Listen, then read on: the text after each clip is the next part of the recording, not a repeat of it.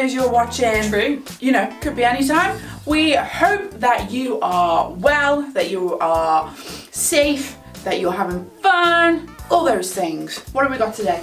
We have got some fun, some games, a story, Ooh. some people that we will meet in our story, and we're going to have a little think about a specific topic today, one that I really, really like. So, are you ready for a bit of fun? I am. Let's play a game. Game for a game. Okay, are you ready to play a game? I am ready. I think they're ready as well. Yeah. This game is called Heads or Tails. Ooh. So I have a coin in my pocket, and I will flick the coin, catch it, hopefully, put it on my hand, and you've got to guess whether it's heads or tails. Okay. And the way you do that is you put your hands on your head if you think it's heads, and if you had a tail, pretend you were a cat or a dog. Okay. If you had a tail, you'd put your hands on your tail, just kind of at the back of your back. The back of your back. Your The bottom of your back. That's the word. Where your tail would be. So you have to guess which one you think it is, and if you're right, then awesome! And if you're not right, then we need to do something to get back in the game. I think it would be a great idea that you say something you're really thankful for. Yes. Yeah. So to get back in the game, you say something you're thankful for, and then you can get back in the game. Okay, are you ready? I'm ready. Let's go. Number 1. Heads or tails? Choose now. Quick, quick, quick, quick. Emily's gone with heads. Yeah. It's heads. Get it! Well done. Great job. Okay, something you're thankful for if you chose tails. And let's go with number 2. Well done. Okay, heads or tails? Choose now. Heads again. Yeah. It's heads. Yay! Well done. If you chose tails, say something you're thankful for, and then get back in the game. Okay. Yeah. Number 3. Ready. It flew on the end, but I caught it, so we're fine. We're fine. Heads or tails? I'm gonna go tails. Tails. Okay, it's heads. Oh, wow. Heads, this one, doesn't it? Yeah. What are you thankful for? I am thankful for gingerbread men. Made them today. Oh, nice. Yeah. Tails. That's good. Okay, let's have 2 more. Okay. Okay. Heads or tails? Heads or tails? It's heads. I'm good at this. I need to flick it better, maybe. I'm going to flick it. Last one, I'm going to flick it better, see if we can get a different result. Okay. Heads or tails? Final one. Tails. Tails. It's tails! Well done. If you chose heads, say something you're thankful for.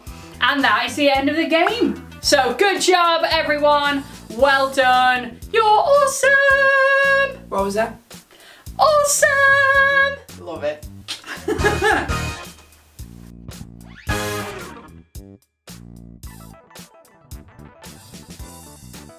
Tabz, guess what? What? It's that time where we do story time. It isn't. Yeah. This is story time. And Wow. guess which book it's from? Is it the Bob Hartman Rhyming Bible? It is indeed available in any good bookshops. Okay, so we are going to be looking at feeding of the 5,000. Oh, today. wow. Well, take it away. I will. Okay, are we ready? Are we sitting comfortably? And I will begin. It is called Rumbling Tummies. Jesus was teaching way up on a hill when everyone started grumbling. The town's far away. We've been here all day. And everyone's tummy is rumbling. Everyone's tummy is rumbling. Find them something to eat, Jesus said to his friends. But where? They all answered, mumbling. It will take lots of cash, yes, quite a big stash, to stop all these tummies rumbling. To stop all these tummies rumbling. A boy here, said Andrew, gave me his lunch and passed it to Jesus, fumbling. Jesus just said, 2 fish and some bread. It's enough to stop tummies rumbling. Enough to stop tummies rumbling. Jesus thanked God, then tore up the cod and the bread too, the whole lot crumbling. Sit folk on the ground, then pass it around, and we'll stop all these tummies rumbling. We'll stop all these tummies rumbling. So they carried that food all around the hill, rushing and running and stumbling. From one little lunch, Jesus fed the whole bunch, till nobody's tummy was rumbling. Nobody's tummy was rumbling. There was leftovers too, 12 baskets in all, stacked so high that they nearly went tumbling. 5,000 at least shared in that feast, with nobody's tummy left rumbling. With nobody's tummy left rumbling. What are you laughing at? The tummy rumbled. Excuse me, one of us is ready. Two of us are ready. I can't say. One of us is ready. I've got another game for you two. Have you? Yes. Oh. Tin. And it involves food, because I know you both like food. Oh, yes. So, you have a strawberry lace. And you have a strawberry Is lace. it the strawberry lace race? It is the strawberry lace race. Oh, okay. You are going to put the lace in your mouth. I'll give you a 3, 2, 1, and we will see who can eat the strawberry lace the quickest. Okay. Okay. Okay, who do you think's gonna win? Yeah, I agree, but you never know what might happen. Okay, put it in your mouth, get ready to go. First one to have the whole strawberry lace in their mouth is gonna win. In 3, 2, 1, go!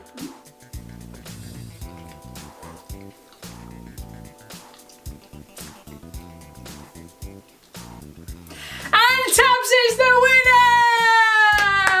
You've really done it. Yeah, you haven't even got halfway there, love. Wow.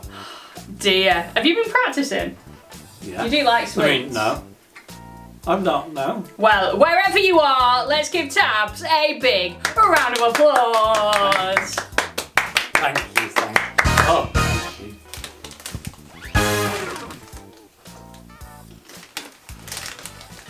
Oh, sorry. I'm just waiting for the programme to start. Are you watching it? Do you want some? Actually, there's probably not enough to go around. Oh, it's starting back, it's starting back.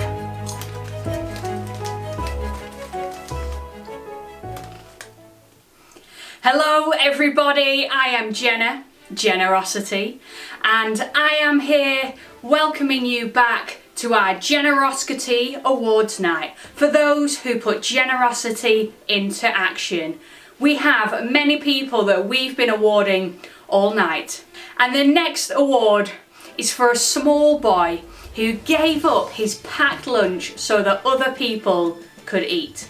There were more than 5,000 people there that day, and all they had was this small boy's packed lunch which he gave up so that other people could have something to fill their rumbly tummies. Fortunately, Jesus was there and he multiplied the food so that everybody had more than enough to eat. But without the young boy, there would have been nothing to eat in the first place. So, we have a Generosity Award for this young boy. What's his name? We don't even know his name. Let's give a big round of applause for the young boy!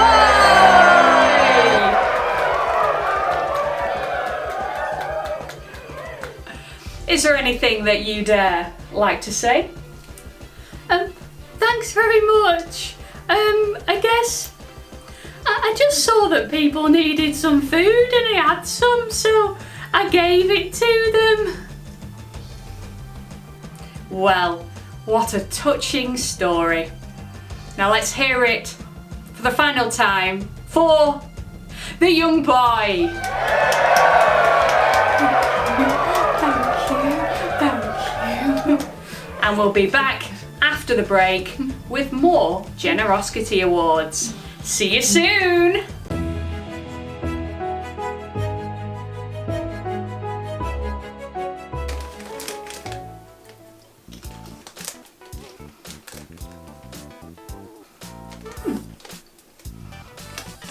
good, wasn't it?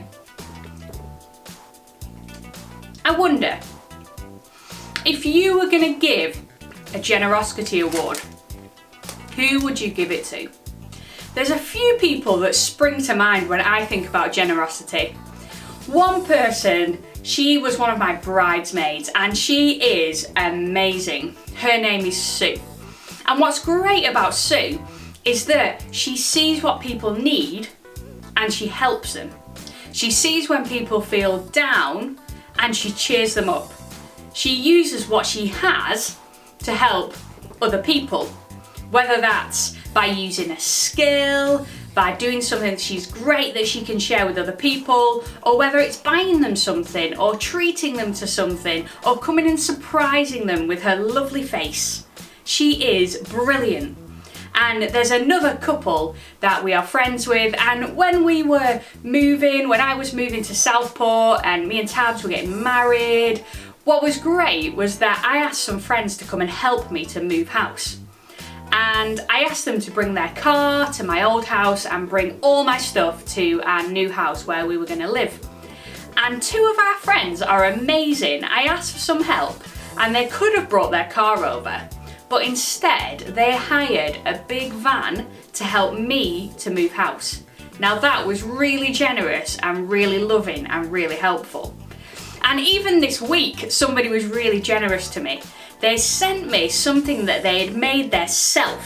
They'd knitted some beautiful cushions for me. And that was really cool because actually that day I was feeling a little bit sad because at the moment things are sometimes great and sometimes you get a bit sad about the things that you can't do. And so I was given this gift and somebody used what they were good at to help me. Now also I had a different experience of generosity. I went to a place called Crimea. We travelled on a plane to get there to help some people. To help some people to start a church and to help in their community and to do some really positive things for the people that lived in the town there. And what I found really interesting was that some of these people didn't have very much. Most of the houses we came to didn't have a flushing toilet like we have. They had one in the garden in a little shed, and they didn't have all the things that we have. Yet when I said I was cold, they brought me some socks that had never been worn, some big thick socks, and somebody gave me their coat. And when I tried to give it back to them and said thank you for letting me borrow it, they said no, it's yours, it's for you. And they didn't have a lot, but they gave to me what they had because I was cold. And that meant a lot to me. And Emily had some experiences when she went on a trip far away from here to go and help people. And I'm really interested to hear more about that. I wonder if you are too. Sounds like you are. So let's listen to what Emily has to say. About 7 years ago, I got the amazing opportunity to take 10 young people out with other adults on mission to a country called Malawi, which is in Africa. Now, we got to do loads of different activities, we went to loads of different projects, and we wanted to help them in all that we could do. But actually what we realised was we learned more from them than they learned from us. Some of the stories that I've got are actually when we turn on a tap, water just comes out and we just clean our teeth, we wash our faces, and clean water is there. Whereas when we went to a village where there was no electricity, okay, no running water, the thing that they were most excited about was showing us their water pump. Now you may think that that is really weird, that that is their proudest thing, but actually it was something that keeps them alive and well. Another amazing thing that we went and saw was the schools out there. And they weren't schools which had these fancy whiteboards, you didn't have iPads everywhere. Literally, it was just benches and some tables. And what we found out was you couldn't go to school unless you had a pencil and a pad of paper. Now, something that we all take for granted, but if you didn't have that, you couldn't go. You couldn't get an education. And there was something that I challenged our young people with. I said, I want you to take out one of your favourite items and I want you to give it away. And you'll know when it's the right time to give it to the right person. I took my Bible and I gave it to the Mama Busa. And because women out there weren't allowed to have Bibles. So for me, it was a really special moment to pass it on. But what was really special was seeing a girl called Rachel pass on her favourite cuddly toy to a child that had no toys at all. And the face of that child lit up and they were overwhelmed by the generosity of one girl giving one toy. Now those are some brilliant stories from Emily about being somewhere completely different with people that didn't have a lot. And what I find really interesting is when people don't have a lot, they actually can be really thankful for what they do have. When people really need something and they get it, that makes them so happy. Like in our story, people were hungry and they needed food and they got it. But I wonder if we ever think about what we need. Often I hear people saying, oh, I want this and I want that. And sometimes I'll say to Tabz, is there anything you want from the shop I'm going? And he'll say, oh, I want an apple pie. And I'll go and get him an apple pie. But actually, sometimes we need to consider whether we really need something. We might want a Nintendo Switch, but we don't need it. Whereas we need food. We need somewhere to live. There's lots of things that we need, that we have, that we can be thankful for. And some people need things that they don't have, but we have. I wonder what you have that you could use and be generous towards other people. Perhaps you've got a skill. Maybe you're good at baking and you could bake a cake with your family to give to someone else. Maybe you're good at colouring and you could colour something to give to someone else. What else do you have that you can use for other people?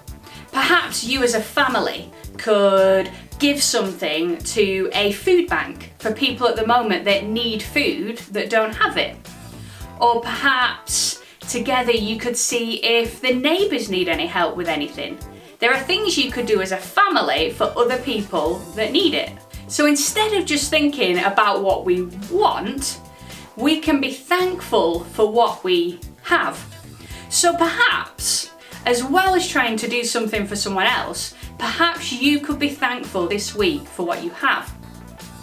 Perhaps as you go through your day, you could look around you and see what you have to be thankful for. When you wake up and you look around your room, you can be thankful that you have a house to live in.